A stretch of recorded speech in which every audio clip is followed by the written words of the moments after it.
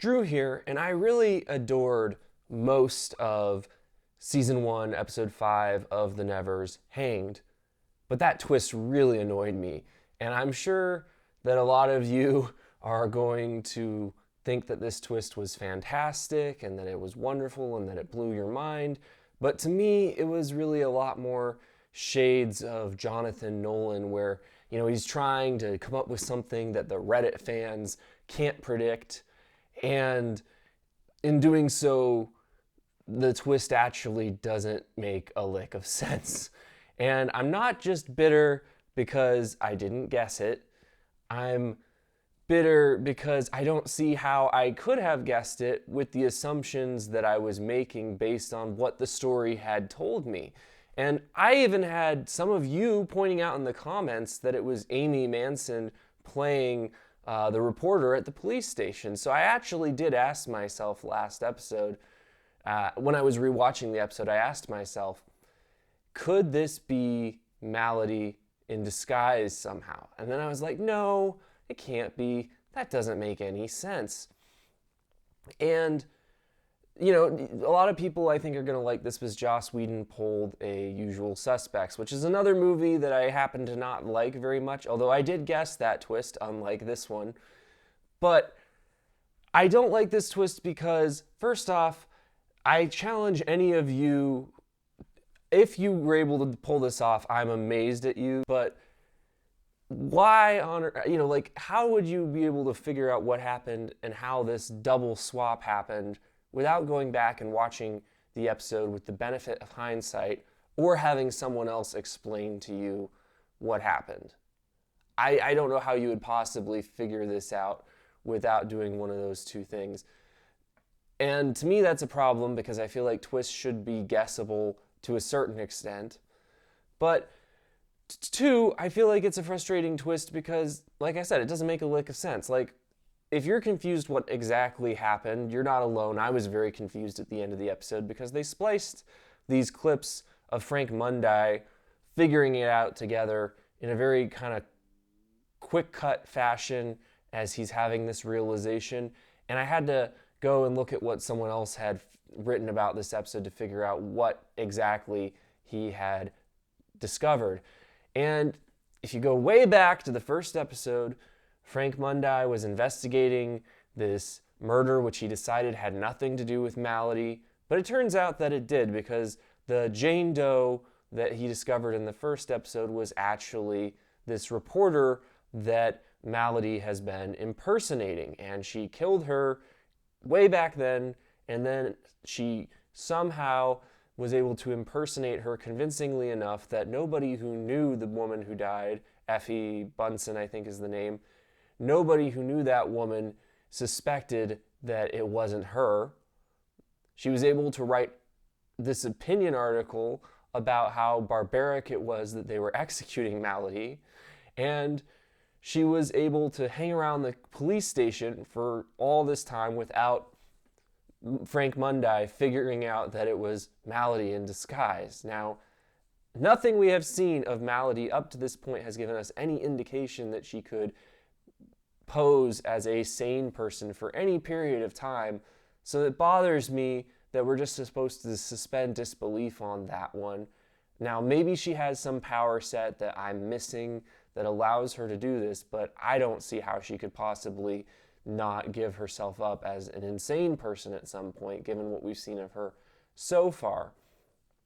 But on top of that, so who was the person that died, you might ask? Well, that was a person who was a member of Malady's group who did not have power. She was not one of the touched, but she was obsessed with them.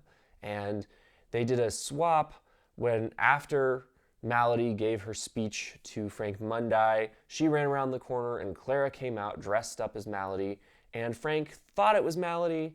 Everyone who saw her in the jail cell thought it was Malady. No one ever questioned this, and she went willingly to her death just to help Malady out so that she could kill a bunch of people at the hanging. I don't like this twist. Enough said, because I really did like the rest of this episode. I just found that twist bewildering and frustrating because it felt like they really didn't play fair with us.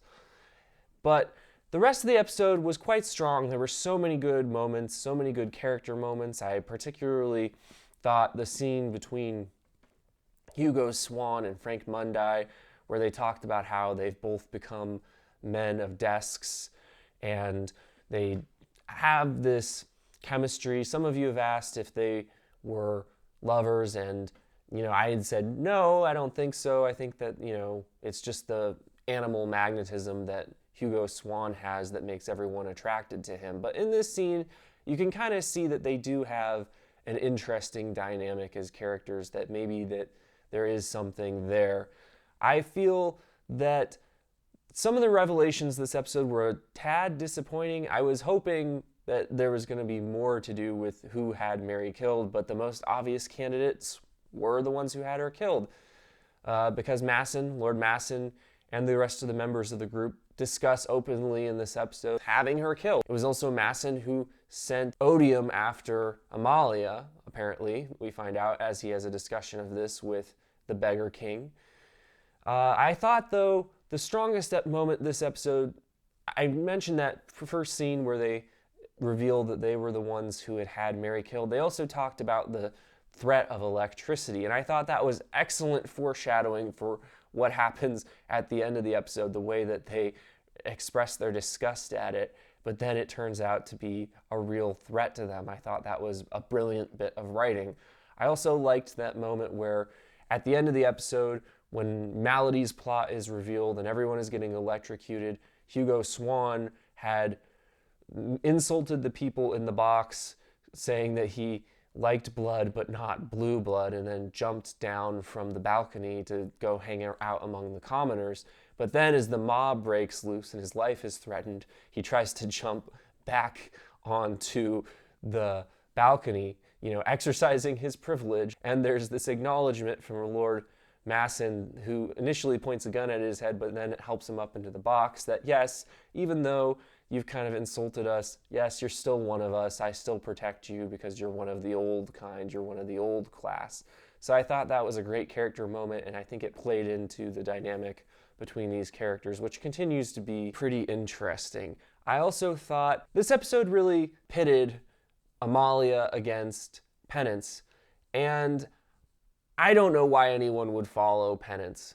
I think it's a terrible idea anytime you're like, someone is being punished for something they did that's bad, but they're like us and we should defend them because why? Like, if I defended everyone who was like me in some way, no matter how bad what they did was, that would be stupid because I'd end up defending some truly horrendous stuff. So I'm not going to defend someone who does something bad just because they're like me in some way.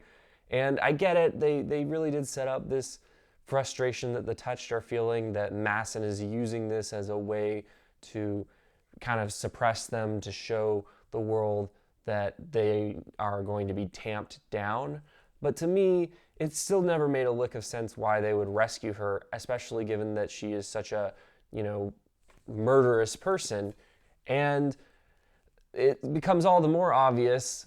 They start off with this plan that would have gotten them all killed because it was going terribly wrong.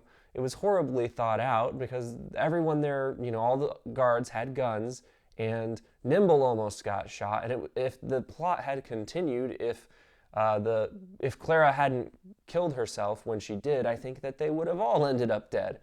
But thankfully, I thought this was an interesting twist that they came to rescue her and she doesn't need rescuing. It was a good heel turn, because I think if you had been watching this scene and it was just her, there was no plot to rescue her, you would know that perhaps things weren't going to go down as expected.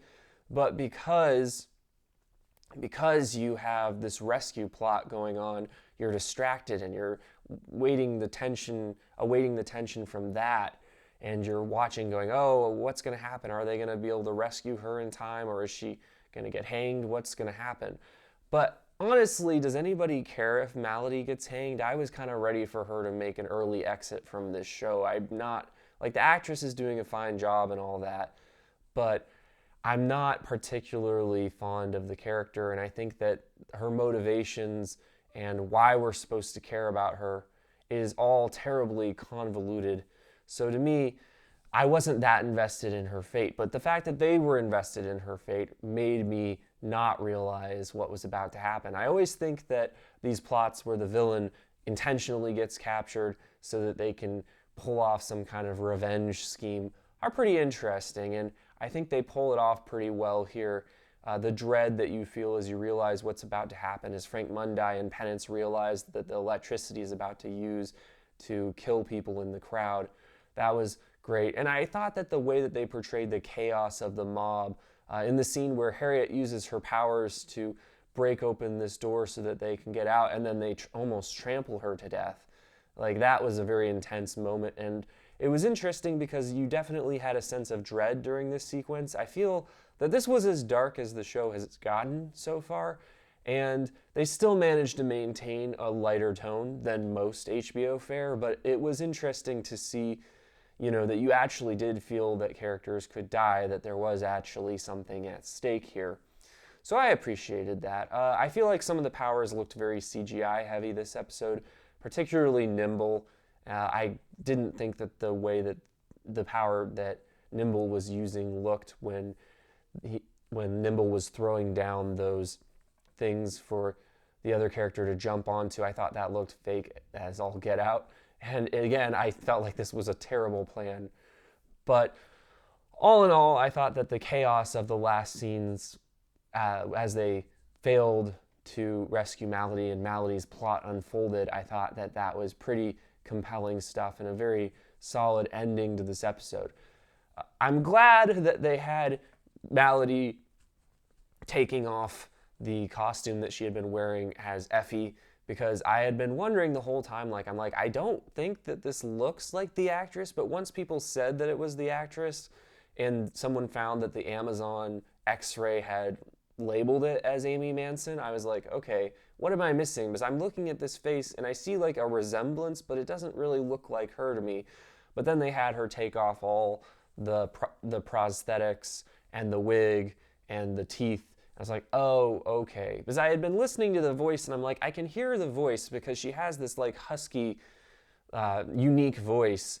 And I was like, I think it's the same actress because people think it is and because of the voice, but I'm not seeing it. Like, I'm not seeing the same face. So I was glad to see that, okay, there was some stuff going on there that was obscuring her normal look.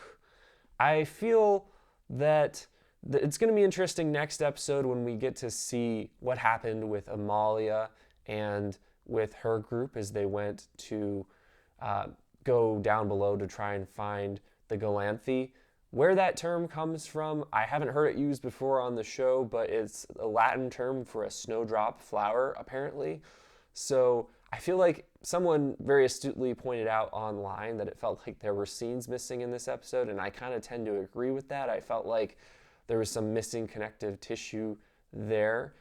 I think that the rift between Penance and Amalia would have been stronger if what Penance was doing made more sense. But if I was there, I would have totally followed Amalia, because what she's doing makes sense. What Penance is doing is really odd. But I do think it's interesting that you have these two characters where Amalia, for the most part, is the one who's kind of a gut reaction character. Like, she's very, very instinctive, and she's the one more likely to go in fighting and not really thinking it out.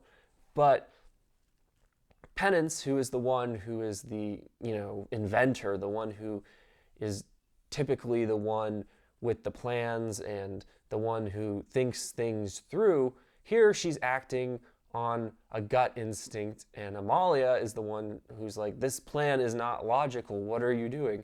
And that's the source of this tension between them and this conflict.